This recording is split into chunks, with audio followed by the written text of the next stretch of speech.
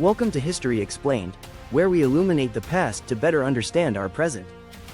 I'm your guide to your daily journey through the past to empower the future. Today is Monday, June 2nd, 2025. As we do every Monday, we're exploring the significant events that occurred on this date throughout history. June 2nd has witnessed remarkable moments of political transformation, cultural achievement, and scientific advancement. From ancient coronations that established lasting dynasties to modern events that reshaped international relations, this date has repeatedly emerged as a turning point in human affairs across different civilizations and eras. Today's journey will take us from medieval Italy to Renaissance England, from Native American resistance to Cold War diplomacy, and from the early days of television to pivotal moments in civil rights history. Each event we'll explore demonstrates how individual actions and collective movements have shaped the world we inhabit today. Our first stop takes us to Rome in the year 455 CE, when the Vandals, led by King Genseric, entered the Eternal City. This event marked one of the most significant moments in the decline of the Western Roman Empire. Unlike the brutal sack of Rome by Alaric and the Visigoths in 410, Genseric's occupation was surprisingly restrained, largely due to the intervention of Pope Leo the Great, who negotiated with the Vandal king to spare the city's inhabitants from massacre. The Vandals, originally a Germanic tribe from modern-day Poland, had established a powerful kingdom in North Africa after crossing from Spain. Their naval dominance in the Mediterranean made them a constant threat to Roman territories. Genseric's decision to occupy Rome was both strategic and symbolic. It demonstrated the Vandals' power while securing valuable plunder and prestigious captives, including members of the imperial family.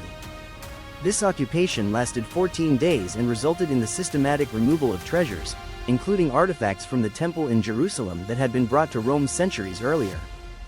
The Vandals' relatively civilized conduct during this occupation, they avoided destroying buildings or committing widespread atrocities, set a precedent that would influence how later, barbarian, groups interacted with Roman territories. Moving forward to 1420, we encounter a significant moment in English literature and royal ceremony. On this date, Henry VI was crowned King of England at Westminster Abbey. What made this coronation particularly remarkable was that Henry was less than 8 months old, making him the youngest monarch ever crowned in English history. Henry's kingship had begun even earlier. He had inherited the throne when he was just 9 months old following the death of his father, Henry V, the victor of Agincourt. The coronation ceremony had to be specially adapted for an infant king. The Archbishop of Canterbury performed the ritual while Henry was held in the arms of his guardians, and the crown was merely placed briefly on his head before being removed to prevent injury. This early coronation reflected the political necessity of legitimizing Henry's rule during a period of ongoing conflict with France in the 100 Years' War. Henry V had conquered much of northern France and been recognized as heir to the French throne, leaving his infant son a dual inheritance that would prove impossible to maintain.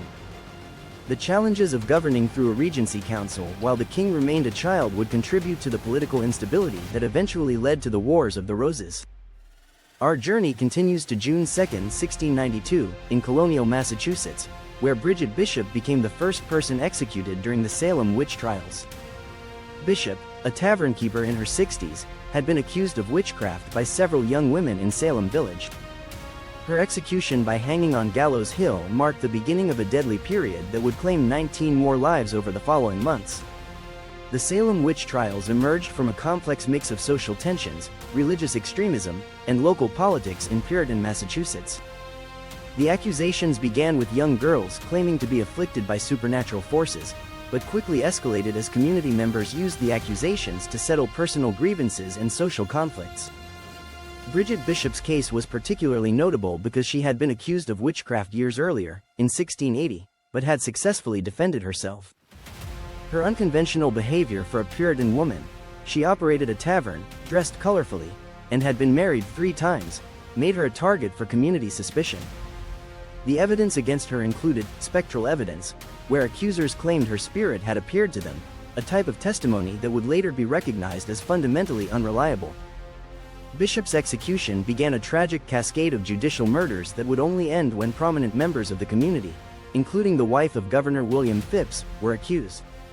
The Salem Witch Trials remain a powerful reminder of how fear, superstition, and social pressure can lead to grave injustices, and they continue to serve as a cautionary tale about mass hysteria and the importance of due process in legal proceedings. Moving to June 2, 1835, we witness P.T. Barnum's debut of his circus in New York City, an event that would revolutionize popular entertainment in America. Barnum's American Museum and later his traveling circus introduced a new form of spectacle that combined education, entertainment, and pure showmanship in ways that captivated audiences across the country. Phineas Taylor Barnum understood better than perhaps anyone of his era how to capture public attention and create experiences that people would pay to see.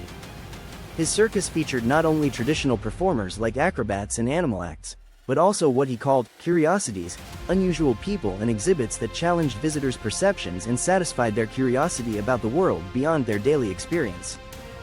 Barnum's approach to entertainment was revolutionary because it democratized spectacle. Unlike opera or theater, which were primarily enjoyed by the wealthy, Barnum's shows were designed to appeal to working-class families. He understood that in America's rapidly growing cities, people craved entertainment that was accessible, exciting, and different from their everyday lives.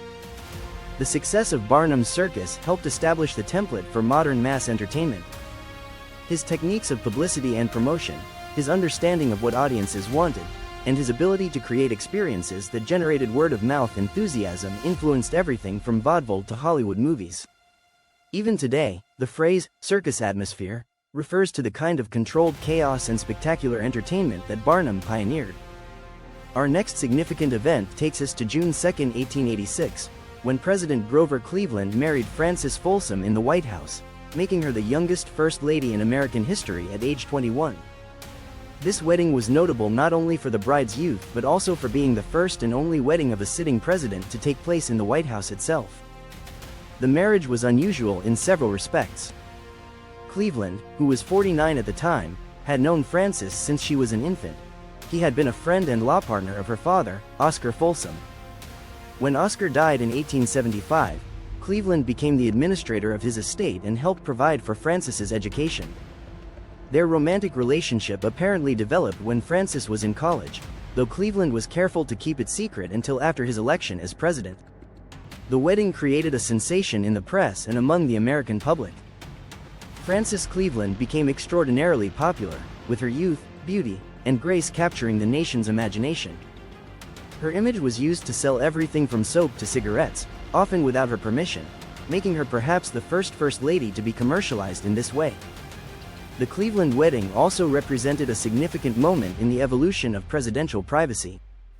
While Cleveland tried to keep the ceremony small and intimate, involving only close family and friends, the intense public interest demonstrated how the personal lives of presidents were increasingly becoming matters of public fascination. June 2, 1896, marks a watershed moment in the history of wireless communication, when Guglielmo Marconi filed his first patent for wireless telegraphy in Britain. This patent application, officially titled Improvements in Transmitting Electrical Impulses and Signals and in Apparatus therefore, laid the groundwork for what would become radio communication and fundamentally transform global connectivity. Marconi, a young Italian inventor, had been experimenting with wireless transmission based on the theoretical work of scientists like Heinrich Hertz and practical innovations by others such as Oliver Lodge.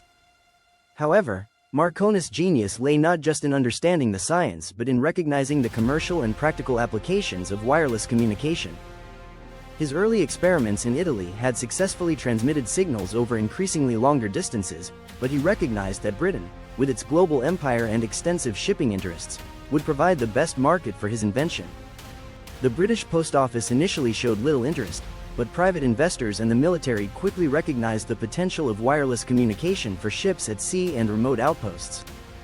Marconi's patent filing marked the beginning of the wireless revolution that would eventually encompass radio broadcasting, television, cellular communication, and the modern digital world. His work demonstrated how scientific research could be transformed into practical technologies that would reshape human communication and connection. Moving to June 2, 1924, we encounter a landmark in American politics when all Native Americans were granted U.S. citizenship through the Indian Citizenship Act, also known as the Snyder Act. This legislation marked a significant shift in the legal relationship between Native Americans and the federal government, though its implications were complex and often contradictory. Prior to this act, the citizenship status of Native Americans was complicated and inconsistent. Some had gained citizenship through military service, marriage, or special provisions in treaties, but many remained in a legal limbo where they were considered domestic dependent nations, rather than citizens. The 1924 Act was intended to resolve this ambiguity by declaring all Native Americans born within the United States to be U.S. citizens. However, the act was controversial within Native American communities themselves. Many tribal leaders viewed it as another attempt to undermine tribal sovereignty and force assimilation into mainstream American society. They argued that their people already had citizenship in their respective tribal nations and that accepting U.S. citizenship might compromise their unique legal and cultural status. The practical effects of the Citizenship Act were also limited. While it granted citizenship, it did not immediately grant voting rights in many states, which maintained discriminatory practices that prevented Native Americans from participating in elections. Full voting rights for Native Americans would not be achieved until the 1960s in some states. This legislation reflects the ongoing tension between recognition of Native American rights and efforts to assimilate Native peoples into mainstream American society. It represents both progress in acknowledging Native Americans as full members of the American polity and another step in the complex, often painful process of cultural and legal integration. Our journey continues to June 2, 1941, when Lou Gehrig died at age 37 from amyotrophic lateral sclerosis, ALS, the disease that now bears his name. Gehrig's death marked the end of one of baseball's most remarkable careers and brought national attention to a previously little-known neurological condition. Henry Louis Gehrig, known as the Iron Horse, had played 2,130 consecutive games for the New York Yankees, a record that stood for 56 years until Cal Ripken Jr. broke it in 1995. Gehrig's consistency and durability made him a symbol of reliability and determination in American sports. He was also one of the greatest hitters in baseball history, with a career batting average of .340 and 493 home runs. Gehrig's diagnosis with ALS in 1939 shocked the sports world and the American public.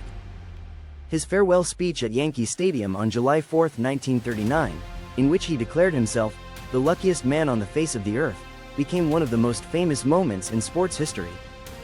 The speech exemplified Gehrig's character, humble, gracious, and focused on gratitude rather than self-pity despite facing a terminal diagnosis. Gehrig's association with ALS brought unprecedented attention to the disease and spurred research that continues today. While ALS was known to medical science before Gehrig's diagnosis, his celebrity status helped educate the public about neurological diseases and demonstrated how even the strongest and most athletic individuals could be affected by such conditions. The legacy of Lou Gehrig extends beyond baseball to encompass themes of perseverance, dignity in the face of adversity, and the way public figures can use their platforms to bring attention to important causes. His life and death continue to inspire both athletes and patients facing serious illnesses.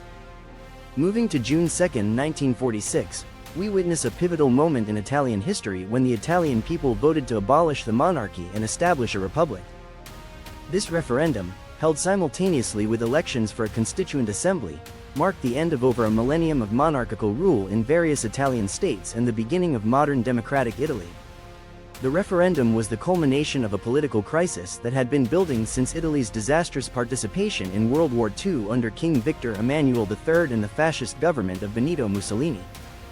The monarchy's association with fascism, the devastating war, and the German occupation of much of Italy had severely damaged the institution's credibility. The campaign leading up to the referendum was intense and sometimes bitter. Supporters of the monarchy argued that it represented stability and continuity, while Republicans contended that only a complete break with the past could enable Italy to build a truly democratic society. The Catholic Church initially supported the monarchy, while the Communist and Socialist parties strongly favored the Republic. The results were closer than many expected. 54.3% voted for the Republic, while 45.7% supported retaining the monarchy. The geographic distribution of the vote reflected Italy's regional divisions, with the more industrialized North strongly supporting the Republic and the more traditional South generally favoring the monarchy. King Umberto II, who had reigned for only 34 days, accepted the results and went into exile, earning him the nickname, the May King. The referendum not only established Italy as a republic but also granted women the right to vote for the first time in Italian history, doubling the electorate and marking a significant step toward gender equality. June 2, 1953, marks the coronation of Queen Elizabeth II at Westminster Abbey, an event that was watched by an estimated 277 million people worldwide, making it one of the first truly global television events.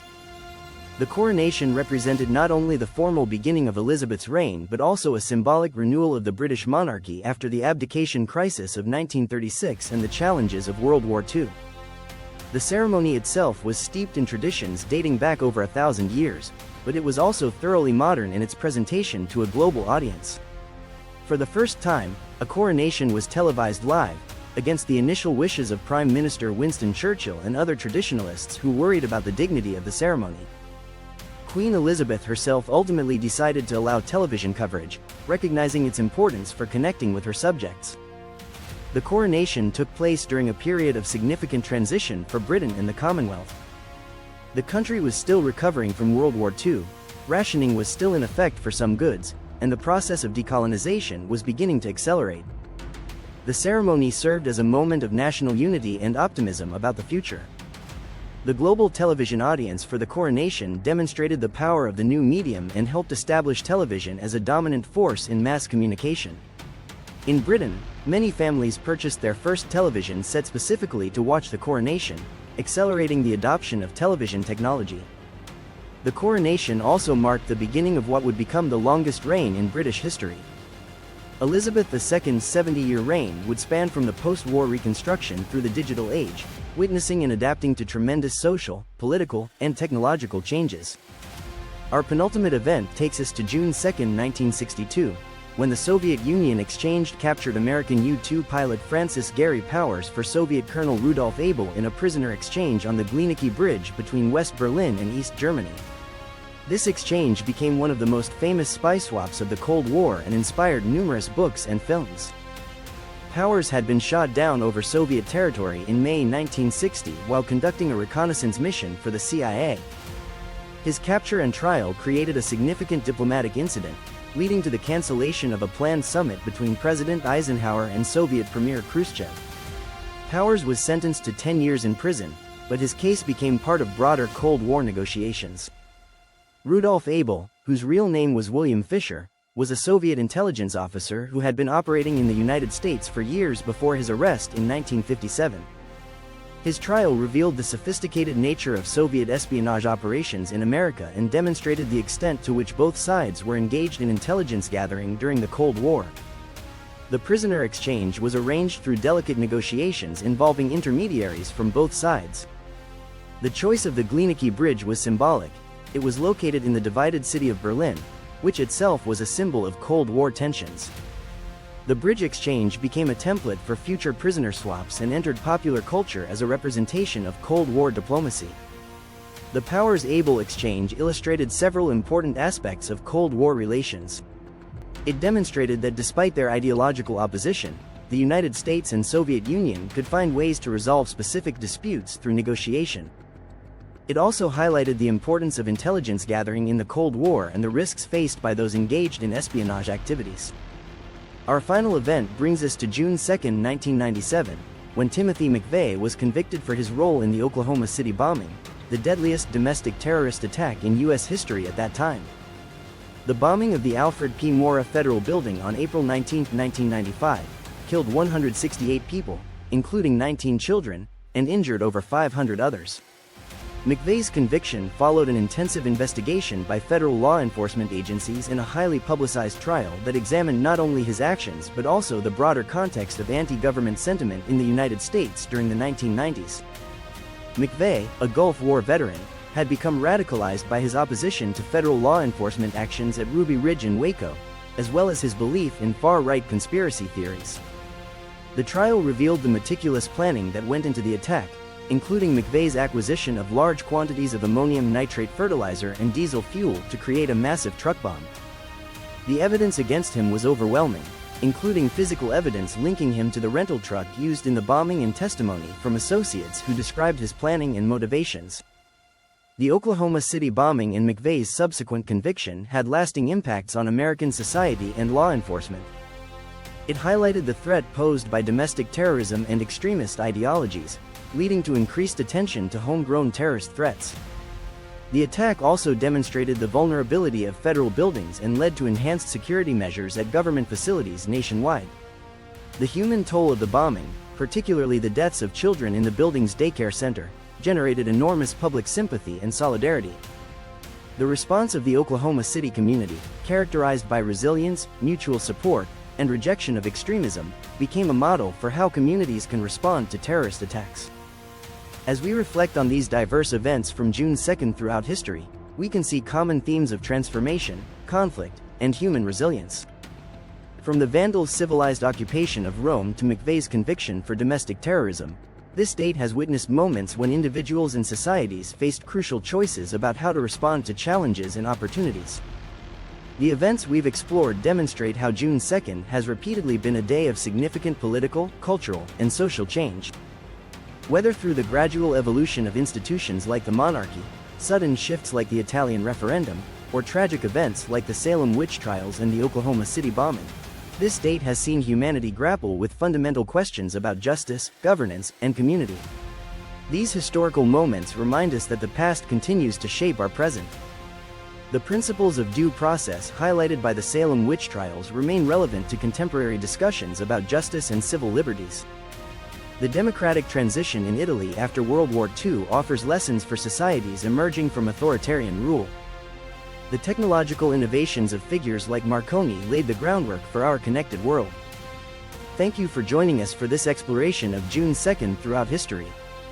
Tomorrow, we'll be back with our Historical Figures episode where we'll be examining the life and legacy of Benjamin Franklin, exploring how this Renaissance polymath embodied the spirit of Enlightenment thinking and helped shape the foundations of American democracy. If you enjoyed this journey through history, please like this video, subscribe to our channel, and hit the notification bell so you never miss an episode. We'd also love to hear your thoughts. Which of today's historical events surprised you the most, or which do you think has had the most lasting impact on our world today? Let us know in the comments section below. For our members, this Sunday we'll have a special roundup of historical events from the past week with additional insights and analysis. We'll explore connections between these events and how they continue to influence contemporary global developments. Until next time, I'm your guide for History Explained, where we believe that understanding yesterday is the key to navigating tomorrow.